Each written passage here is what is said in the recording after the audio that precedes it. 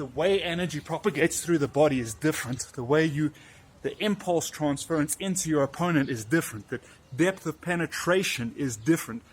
They are different tools. They have different properties, and they're effective for different things. The way you would dig a body shot to get a greater depth penetration is not optimal for hitting the jaw. The jaw, you want more of a whip turnover because you want more of a snap jolt. Whereas that snapping jolt you might crack a rib, but you're not going to get the depth penetration to get into the liver or the kidneys or the deep into the solar plexus. For that, you need more dig on your strike. So it's, you're getting your hip behind it and you're moving into the shot more. So different mechanics. Anyway, coming back to warming up, which is what I'm actually meant to be doing. I just started talking. So yeah, you want to rotate in the thoracic spine, in the hips, all the way down to the floor.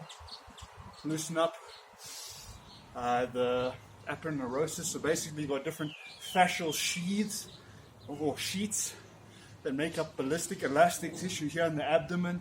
You want to warm that up, loosen that up. You want to mobilize the hip joints. Rotation here in the socket, your pelvis, your hip socket. You want to loosen that up. Warm up the knees, the ankles a little bit, the wrists, the elbows, the shoulders. You want to get everything moving. There's different ways of doing this. I'm sure you've all seen these different types of movements. You can do these fucking wavies. You can do, rotation like this. Also really good. So you're getting abdominal crunching with internal and external rotation up in the shoulders.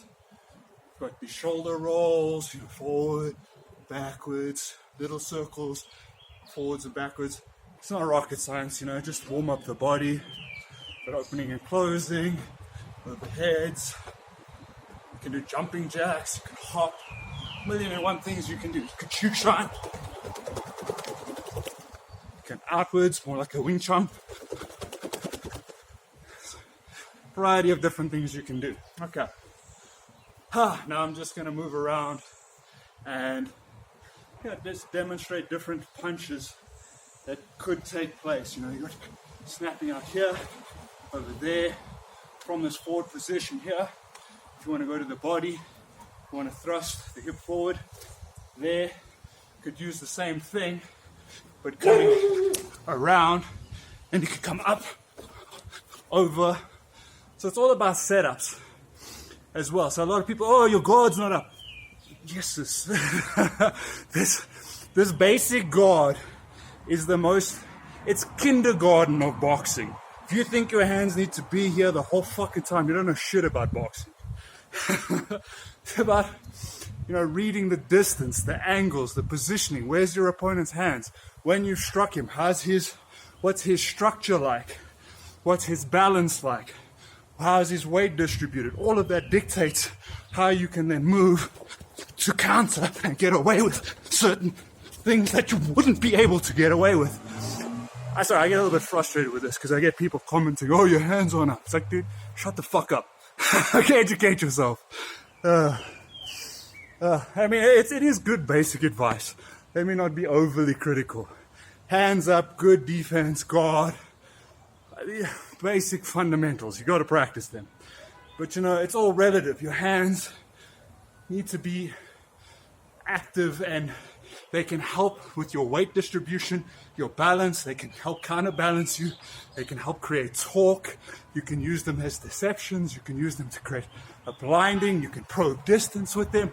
There's 1,000,001 fucking things you can do with your hands. And thinking they need to be glued here the whole time, you don't know shit. If you think that's all they're good for, you're building 9-piece puzzles, motherfucker. Pros working with 1,000-piece puzzles. Don't run your mouth if you're ignorant. Educate yourself.